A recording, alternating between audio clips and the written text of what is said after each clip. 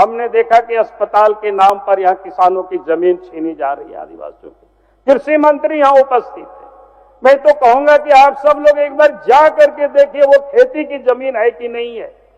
अस्पताल कोई बंजर भूमि में भी बन सकता है, 8-10 किलोमीटर हट करके भी बन सकता है, लेकिन वो गरीब आदिवासी बेचारा आज से नहीं लड़ रहा है, 56-57 से लड़ रहा है। अब 56-57 से लड़ते लड़ते 2025 भी अपनी जमीन को बचाने के लिए नगरी के लोग अगर लड़ाई लड़ेंगे तो खेत में कब काम करेंगे, अपने बाल बच्चों को कब पढ़ाएंगे लिखाएंगे। और जो लोग उनके साथ के लिए लोग आंदोलन करते हैं तो उनके ऊपर आप केस कर देते हैं।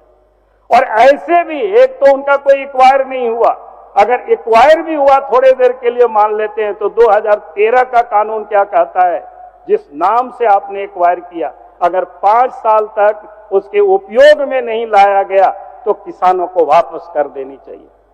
और मैं समझता हूं हेमंत सोरेन के नेतृत्व में सरकार है, जल जंगल जमीन की बात करते, आदिवासी की बात करते, और आदिवासी ही अगर जमीन से उजाड़ दिए जाएंगे तो फिर आदिवासी बेचारा कहां जाएंगे। ऐसे ही झारखंड में आदिवासी 1951 से लेकर के 2011 तक 46% से घट करके आज यहां मात्र 26% हो गए। और इसलिए मैं कहूंगा कि आदिवासियों के साथ कम से कम शिक्षा मंत्री उनके पिताजी बड़ी क्रांतिकारी है जमीनों के लिए, तो हम समझते कि उनकी पुत्री भी उस नक्शे कदम पर चलेगी और उन आदिवासियों की जमीन को उजाड़ने नहीं देगी।